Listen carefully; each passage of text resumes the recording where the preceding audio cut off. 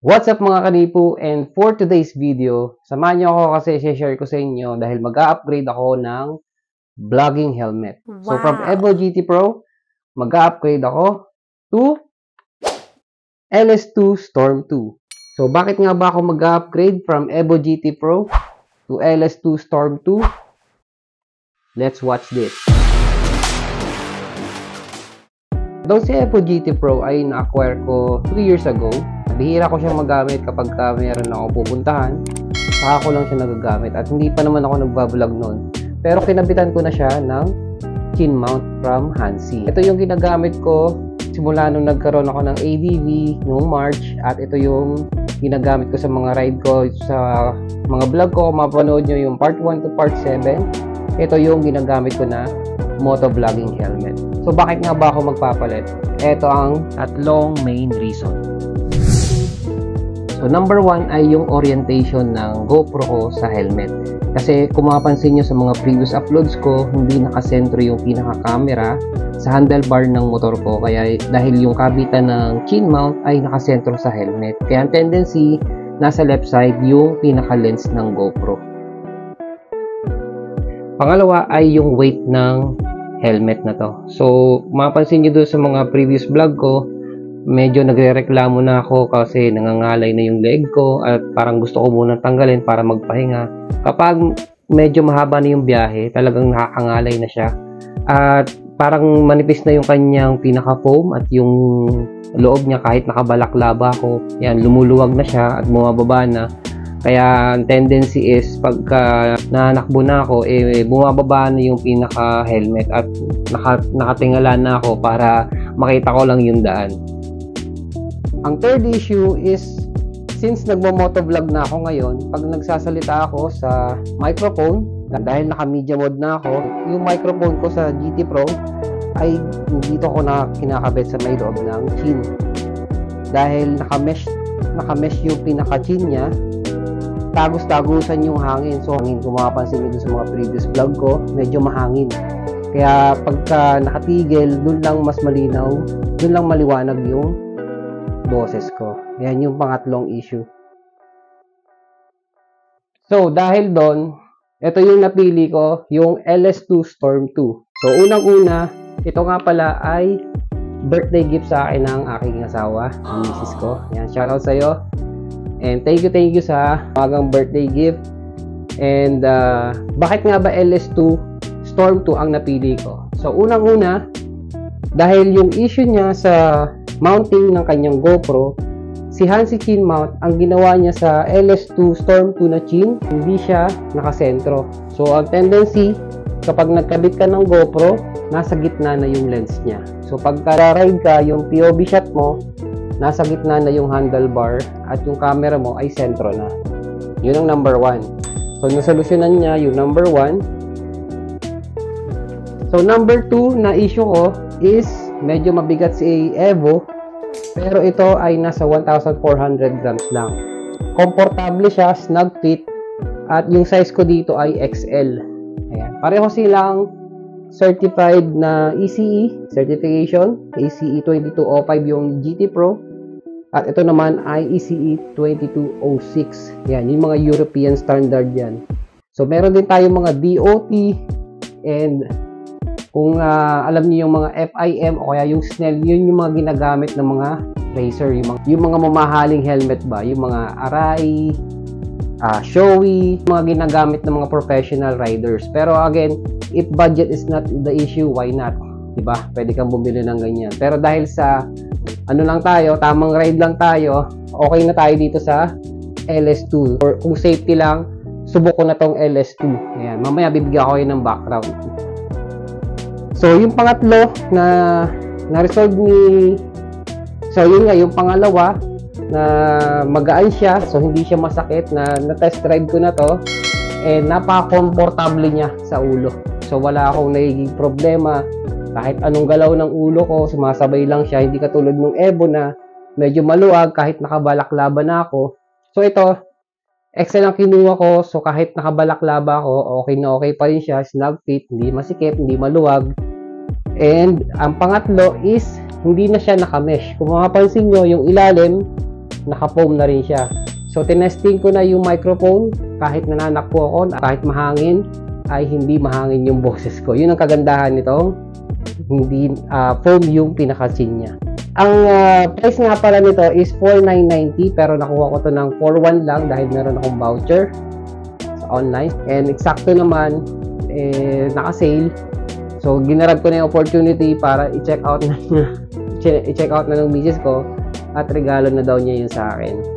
So, ang LS2 nga pala, hindi katulad ng mga Evo, may wala tong kasamang tinted lens.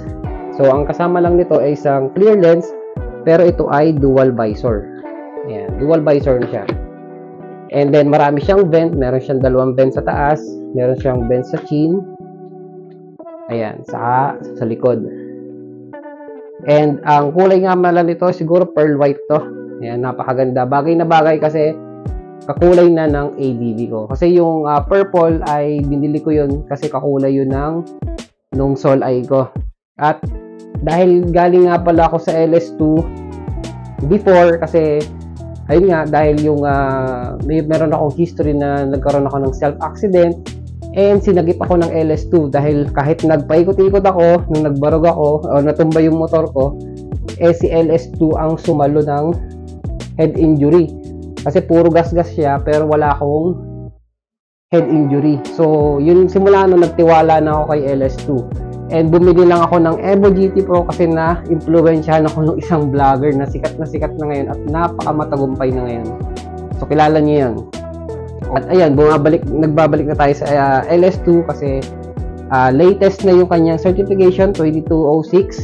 Ayan, so kung bibili kayo ng helmet, mas ma-recommend ko, hanapin nyo yung mga certification na DOT o kaya yung ECE 2206. At kung wala namang problema sa budget, pwede nyo hanapin yung may FIM or yung SNEL na certification. And yung DEI, yun ang mahalaga kasi sigurado kayo na safe yung helmet at certified. So, yan. So, dito kinabit ko na yung aking KY Pro. Yan, KY Pro Freedcon, baka naman. Kinabit ko na yung aking intercom, yung microphone ng intercom at saka yung microphone ng GoPro. So dito, ito yung nagustuhan ko talaga, yung chin mount niya kasi sumakto na siya sa sentro. Yan, medyo nasa right side yung kabitan ng GoPro para pag kinabit mo yung GoPro mo, nasa center yung pinaka-lens niya. At ito, papakita nga pala sa inyo yung mga binili kong mga aftermarket lens. At bumili na rin pala ako ng so, itong clear lens, ito ilalagyan ko ng fog lens. Yan, para sa kanyang pin lock. So, ikakabit ko na lang to dito sa clear lens. Kasi yung binili ko na tatlong lens ay Revo clear lens. So, yun yung parang tinted sa harap pero maliwanag sa loob.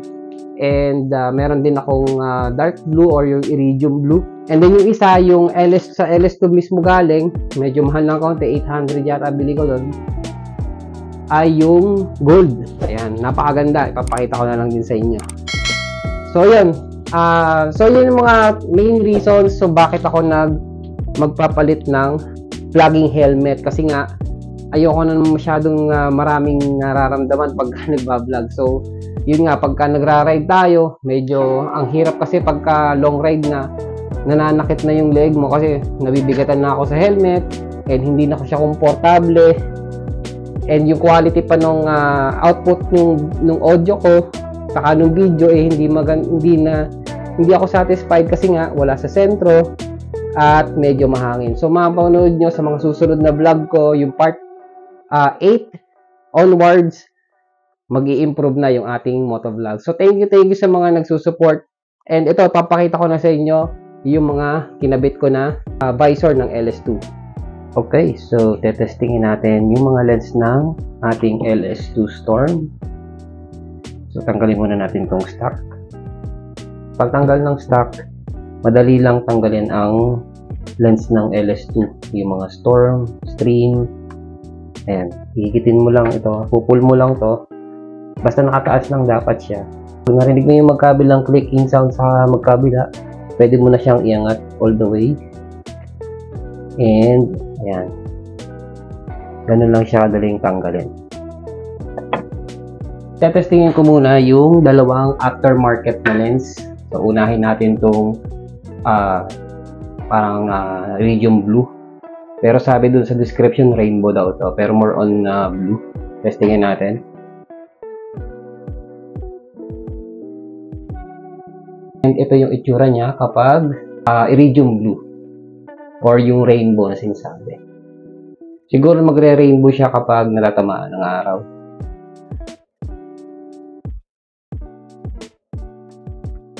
Sunod natin tong Revo Clear Blue Lens. Ayan. Yung Revo Clear Blue Lens, ito ay clear sa harap na may parang tinted ng blue na medyo yellowish. And then pag ito yung view niya, pag nasa loob, so maliwanag pa rin. Pero magmumukha siyang parang tinted na clear. Kabit natin. Aftermarket din to, hindi to original from LS2. Ayan naman yung itsura niya. So parang tinted siya pero clear. Clear siya sa loob. So pwede siyang day and night na visor. Yan. Tanggalin natin. And ngayon naman, ito na yung ating gold lens na visor. Gold visor. Legit from LS2. Tingnan nyo kung anong pagkakaiba nito dun sa aftermarket.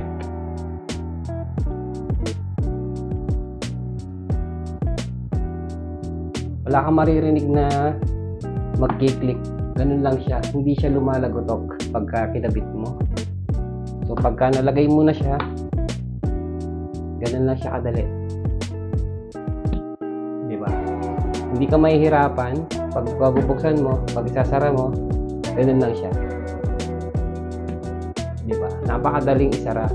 Yun ang kagandahan ng original na LS2 visor. Meron silang iridium na silver, meron silang black, gold, and yung blue. So, napili ko yung blue kasi, yung gold kasi meron na akong, nagamit ko na yung blue dati. Then, meron sample na naman ng blue. Meron ng Revo Clear, saka yung clear lens. So, para matest ko naman tong gold. At saka maganda siyang tingnan. Bagay na bagay siya dun sa shock ni ABB. So, kakulay niya. At least meron pa ring tone na kakulay siya sa ABB. So, ayan siya yung ating gold na visor from LS2. Ganyan siya kaganda. Yan ang gagamitin natin sa mga future rides natin. At dadalhin ko rin itong either dalhin ko itong Revo Clear Blue o kaya yung clear, kasi yung clear ay lalagyan ko ng anti-fog lens. Ito, madali lang yun naman siyang i-install. Gagawa na lang ako ng YouTube Shorts para pakita ko sa inyo, para sa mga walang idea kung paano mag-install ng fog lens. Madali lang siya. And ito, pasok to sa iba't ibang klaseng model ng LS2.